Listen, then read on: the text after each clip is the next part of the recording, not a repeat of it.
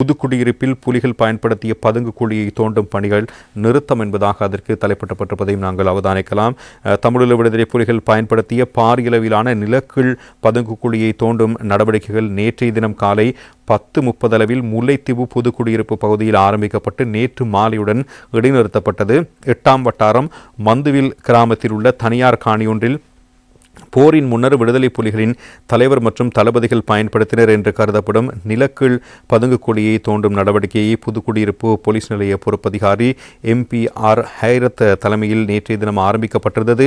2009ஆம் ஆண்டுக்கு பிறகு போருக்கு பின்னர் குறித்த காணியில் கண்ணிவடி அகற்றும் இராணுவத்தினர் நிலை கொண்டிருந்தார்கள். போரின் குண்டு தாக்குதல்களால் பதுங்கு குழியின் வாயில்கள் மூடப்பட்ட நிலையில் அதனை மக்கள் பொருட்படுத்தப்படவில்லை. இந்த நிலக்கீழ் பதுங்கு குழி சுமார் 20 அடி ஆழத்தில் அமைக்கப்பட்டிருக்கிறது. இந்த நிலக்கீழ் பதுங்கு குழியில் விடுதலை புலிகளின் தங்கமோ அல்லது ஆயுதங்களோ புதைக்கப்பட்டிருக்கலாம் என சிலர் வீட்டின் உரிமையாளர்களுக்கு தெரியாமல் நிலத்தை தோண்டும் நடவடிக்கைகளை முன்னெடுத்திருந்தார்கள். அதன் பின்னர் புதுக்குடியிருப்பு போலீசார் அந்த பகுதியை பார்வையிட்டு நீதிமன்ற நடவடிக்கையினை முன்னெடுத்திருந்தார்கள்.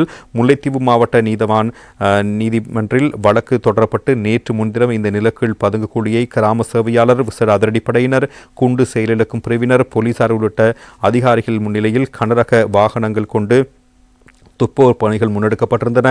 நிலக்கீழ் பதுங்கு குழியில் நீர் நிரம்பி காணப்படுவதனால் அதனையும் வெளியேற்றும் நடவடிக்கையும் முன்னெடுக்கப்பட்டிருந்தது. இந்த நிலையில் நேற்று முன்தினம் மாலை சம்பவ இடத்துக்கு சென்ற முல்லைத்தீவு மாவட்ட நீதவான் தர்மலிங்கம் பிரதீபன் அந்த பகுதிகளை பார்வையிட்டுவிட்டதுடன் தொடர்ந்தும் நேற்று காலை அகழ்வு பணிகளை முன்னெடுக்க போலீசாருக்கு பணித்திருந்தார். அதனைத் தொடர்ந்து நேற்று காலை 10:30 அளவில் அகழ்வு பணி ஆரம்பமாகி எதுவும் அற்ற நிலையில் வெறும் தகரங்களே இருந்தமையினால் இன்று மாலை 4:30 அளவில் அகழ்வு பணி இடைநிறுத்தம் செய்யப்பட்டிருக்கிறது என்பதாகவே அந்த செய்தியும் பிரதானமாக சுட்டிக்காட்டுகின்ற தகவல்களையும் இன்றைய தினம் பத்திரிகைகள் பிரதானமாக தந்திருப்பதை நாங்கள் காணலாம்.